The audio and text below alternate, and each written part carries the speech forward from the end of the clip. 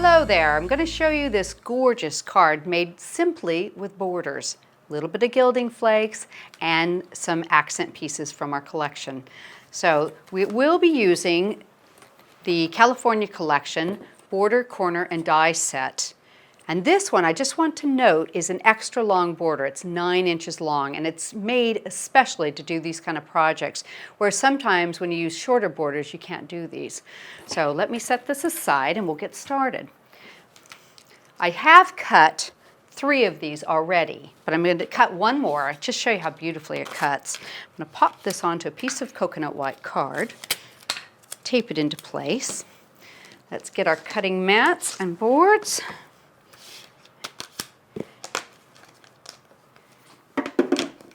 And we'll run this one through.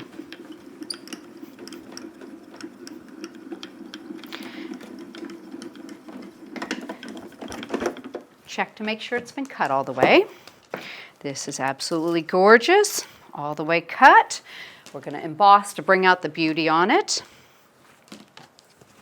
Get that little piece of wax paper off of there. Change that, put the tan mat over it and your pink embossing plate, and run it back through your grind caliper.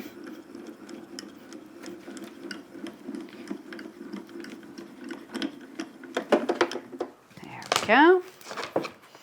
And let's set these aside and we'll show you how pretty this is. Take off your tape, and we're going to just pop this out. Take the little fall away and see how easy it comes out too. It's a beautiful die. And we'll just poke these little pieces out. And I do want to show you something. Just one of these little details we decided to put in case you're a scrapbooker and you want to do longer pieces. Let me finish poking these out and I want to show you something. There we go.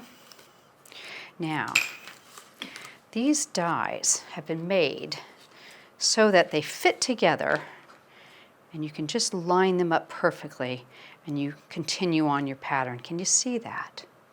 And you can glue them right together like that. And I think it's that attention to detail in dies that I think is absolutely beautiful. So if you want to make long borders in your scrapbook pages, this is a great border to do that with.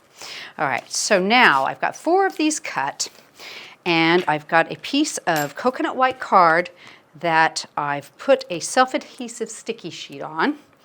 So it's something sticky on something white, so it may not pick up too easily. I'll set that right there, and let me just move some things around here. We'll pop this into place. So what I'm going to do is I'm going to put my first border down, and I'm just going to try and center it up at the top here and try, let's see, hold on, just let me do a little looking. I have to lean over just a tiny bit to kind of make sure I get it where I want it. Okay, pop that into place.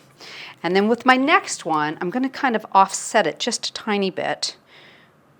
So that's why you need the longer die. Okay, so you can put that like that. We'll leave a little bit of a gap there, tiny bit more. There we go. And then I'm going to raise this one so I'll have my scalloped edges here in the center. In fact, let's see, do we want to offset it? Do we want to lay it out normal? Let's do an offset. Just a little bit like that. Your call. You can do it any way you like. And then we'll pop this one into place right about like that. In fact, that one's a little tight. Let me see if I can still lift that. There we go. I haven't pushed it down completely yet, so I can move that about, space it a little more evenly. And then use the wax side of your release paper and make sure that it's on there really nice and tightly. Give it a good burnish down. And before we go any further, we're going to trim the excess off. So I'm just going to turn it over backwards and use the edge of the cardstock as a guide and trim it. You can use a guillotine paper cutter, things like that, and do a real nice even cut at home. And let me get this little bit right here. There we go. Okay. Push that to the side. In fact, let's just tidy up so we can find things. Now I'm going to use the new Verdigris gilding flakes by Creative Expressions, and these are gorgeous. And look, they're so full, they're just popping out the top there. We're going to pop some over the top. Ooh, look at that. That's a big piece in that one. Don't need quite that much. And a little piece of Rub It Scrub It. And we're going to work that into all the sections not covered by those beautiful borders. And the Rub It Scrub It just allows you to kind of move these bits and pieces around and get it on there, attach it really nicely, and refine the excess. Okay, move it around. And I just do a light swirling motion. And see how much extra you have? It doesn't take a lot of this product. It goes so far. Let me turn it around a little bit here and work it into this last corner.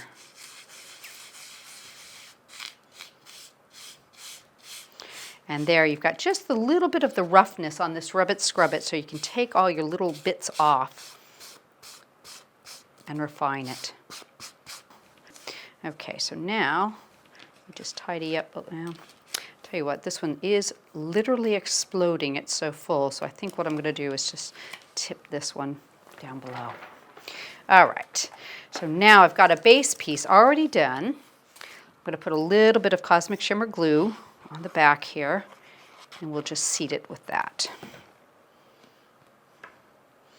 And let me just lean over a tiny bit to make sure I'm in position there. So we've got the base of the card finished. Isn't that pretty? So nothing more than a border, or 4 borders, and your gilding flakes. That's for the base.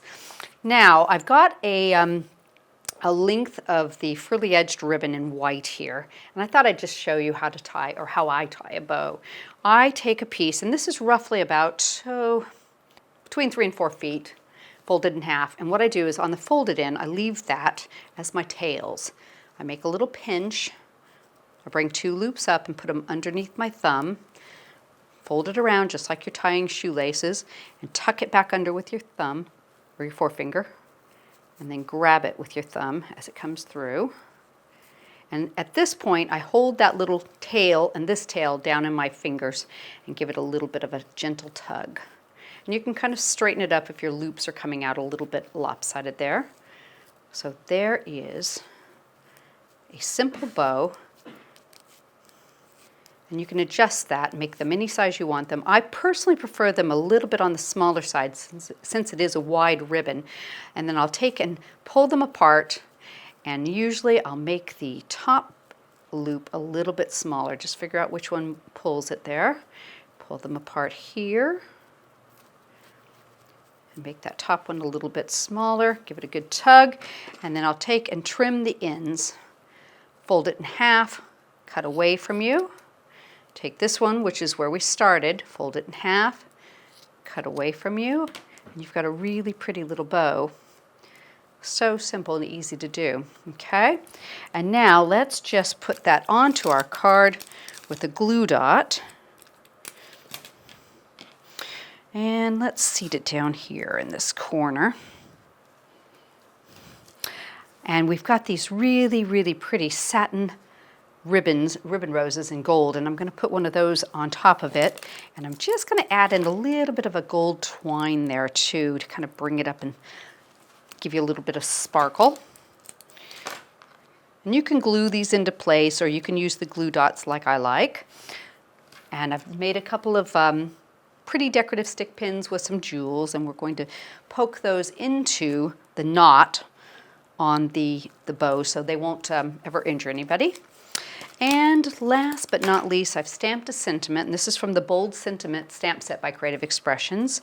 And I've just gone around the edge with a little bit of a gold ink and highlighted it, and I'm going to tuck that right underneath my flower just to finish that off.